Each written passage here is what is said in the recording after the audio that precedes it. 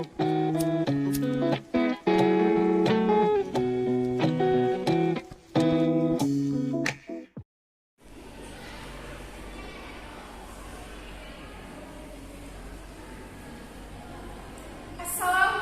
warahmatullahi wabarakatuh. Salam sejahtera bagi kita semua. Selamat pagi. Terima kasih atas kehadiran Bapak dan Ibu dosen sekalian yang telah sempatkan hadir di Aula Universitas Sriwijaya. Sebelum kita memasuki acara debat kali ini, izinkan saya memperkenalkan diri terlebih dahulu. Saya Dea Rawati selaku moderator pada debat kali ini. Pada kesempatan kali ini, saya akan membahas mosi debat yang bertemakan benarkah smartphone sering disalahgunakan dalam belajar. Debat kali ini terdiri dari dua tim, yaitu tim pro dan tim kontra, berasal dari Universitas Sriwijaya. Tim pro terdiri dari dosen Universitas Sriwijaya, Fakultas Keguruan Ilmu Pendidikan.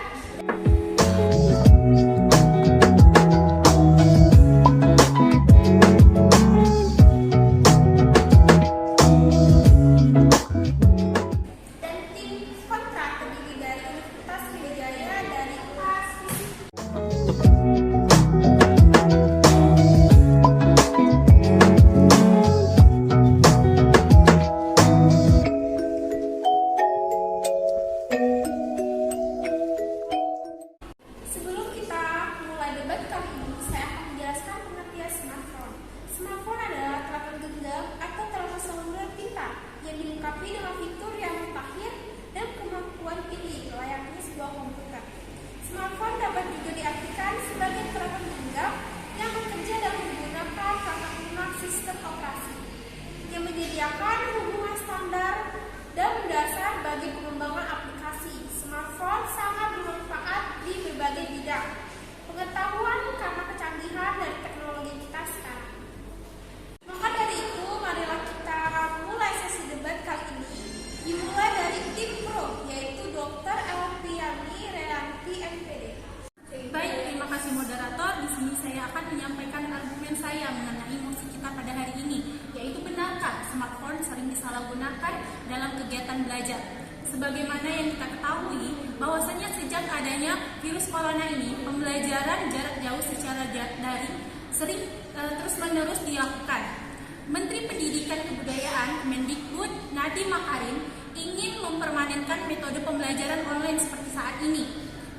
Menurutnya, kegiatan belajar menggunakan smartphone ataupun teknologi merupakan hal yang sangat mendasar. Hal ini memberikan manfaat dan kesempatan pada sekolah untuk melakukan metode kegiatan belajar yang sangat beragam.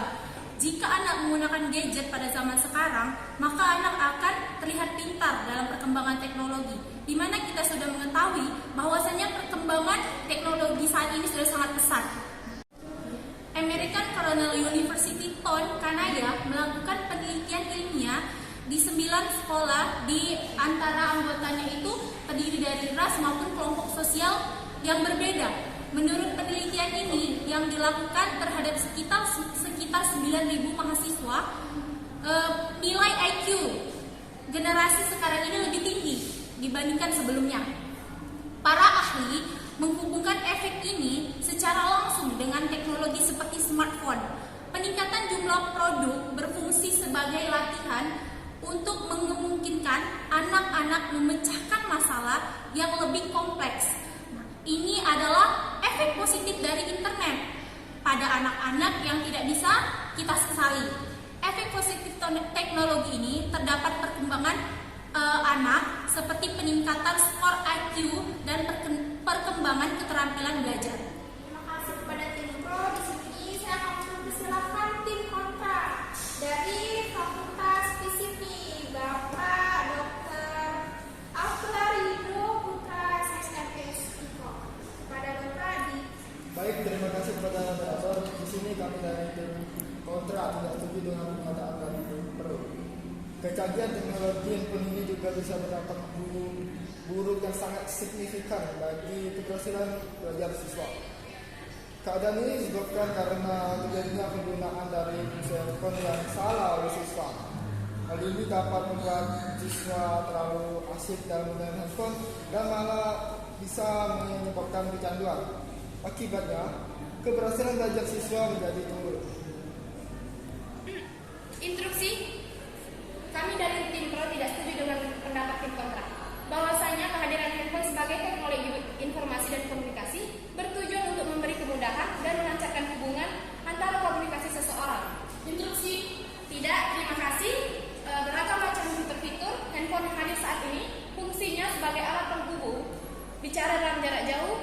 Fitur-fitur tersebut dilengkapi dari kemajuan teknologi handphone yang bukan hanya di kalangan masyarakat hanya meningkatkannya, namun melangkah ke dunia pendidikan.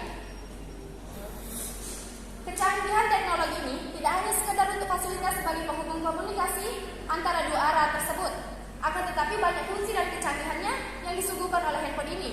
Di antaranya bisa berselancar ke dunia internet, WhatsApp, Facebook, Instagram, dan email, Twitter, dan masih banyak lagi yang mencari data dan keterangan berkaitan dengan konten-konten isi pembelajaran yang diajarkan guru di sekolah, hingga hasilnya kemampuan belajar menjadi baik. Instruksi, silakan. Baik, terima kasih. Di sini saya tidak setuju dengan tim Pro, sebab dalam dunia pendidikan penggunaan handphone menjadi sebuah persoalan yang mesti diperhatikan dan dibahas secara seksama, karena menurut pemikiran sebagian orang bahwa penggunaan handphone hanya sebatas untuk menelpon, mengirim SMS, WhatsApp, Facebook, dan sebagainya, sehingga dalam pandangan mereka tidak ada gunanya bagi mahasiswa atau siswa membawa handphone di lingkungan sekolah. Instruksi, saya dari tim Pro tidak setuju dengan pendapat tim kontra. Padahal penggunaan handphone di lingkungan sekolah jika digunakan untuk kepentingan belajar justru sangat bermanfaat dan membantu bagi siswa atau pelajar dalam menemukan informasi yang meningkatkan pengetahuannya yang lebih luas. Pernyataannya hari ini sedikit sekali siswa yang menggunakan fungsi dari handphone tersebut sebagai media pembelajaran.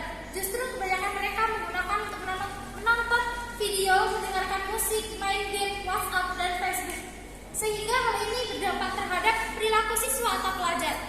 Memiliki handphone saat ini bukanlah menjadi suatu hal yang mewah dan sulit untuk mendapatkannya. Justru sebaliknya, sudah menjadi suatu kebutuhan karena pengguna handphone dipakai untuk banyak hal, seperti penyimpanan data atau file, sebagai alat dokumentasi, bahkan sebagai sarana bisnis dan pelayanan. Wah, semakin memanas ya debat kali ini antara tim Pro dan tim kontra. Tadi kita sudah mendengar dari tim Pro mengenai argumen benarkah smartphone sering disalahgunakan dalam kegiatan belajar. Sekarang dari tim kontra, dari Dr. Lia SOS MSI, saya disilahkan untuk menyampaikan argumen.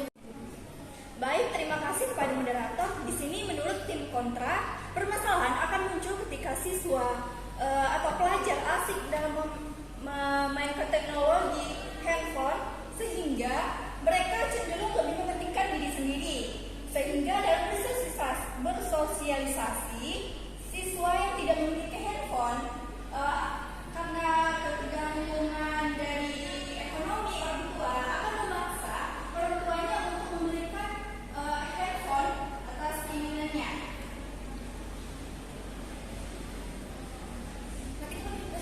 Perilaku seperti ini akan terus-menerus terjadi, akan berakibat munculnya sikap sombong, acuh, dan egois. Izin instruksi, penggunaan handphone bagi siswa ataupun pelajar bisa dibatasi dan diatur melalui kesadarannya sendiri. Akan tetapi, didikan orang tua ataupun guru sangat berpengaruh dari teman. Asalkan pelajar ataupun mahasiswa itu dapat membagi waktunya dalam belajar dan bermain handphone. Hal itu dapat menjadi masalah. Tapi sebaliknya, jika penggunaan handphone sampai pada tahap kegiatan tertentu, hal ini akan menjadi masalah besar. Oleh karena itu, pengawasan dari orang tua ataupun guru di dalam lingkungan sangat diperlukan agar dalam penggunaan handphone bagi siswa maupun pelajar dapat bermanfaat besar dalam pengetahuan dan pembelajarannya. Instruksi, kecanggihan teknologi handphone ini juga bisa berdampak buruk yang sangat signifikan bagi keberhasilan belajar siswa. Keadaan ini disebabkan karena terjadinya penyalahgunaan dari fungsi handphone yang salah oleh siswa. Akhirnya, keberhasilan belajar siswa menjadi menurun. Banyak siswa yang tidak fokus ketika belajar karena keasikan bermain handphone. tidak setuju dengan pendapat dari tim kontra. Menurut kami, penggunaan handphone di lingkungan sekolah jika digunakan untuk kepentingan belajar justru sangat bermanfaat dan membantu bagi siswa atau pelajar dengan menemukan informasi yang meningkatkan pengetahuan yang lebih luas. Tidak, terima kasih. Dengan kecanggihan handphone yang beragam, handphone bagi siswa digunakan sebagai sarana mencari data dan informasi maupun sebagai media dalam pembelajaran. Interupsi, kami tidak setuju dengan tim pro. Penggunaan handphone pada tahap ketagihan tentunya akan menjadi hal yang sangat besar. Oleh karena itu, pengawasan orang tua, guru, dan lingkungan sangat diperlukan agar dalam penggunaan handphone bagi siswa atau pelajar bermanfaat besar dalam pengetahuan dan pelajarannya. Guru bisa membuat kesepakatan dengan siswa dan dengan membuat peraturan penggunaan handphone. Mereka bisa menentukan waktu kapan siswa boleh menggunakan handphone dan kapan siswa tidak menaruh handphonenya di dalam loker TK. Dengan kesepakatan peraturan tersebut, tentunya siswa juga secara tidak langsung belajar untuk mengontrol penggunaan handphone sehingga mereka sadar bahwa penggunaan handphone pun ada porsi waktunya, termasuk ketika untuk kegiatan pembelajaran.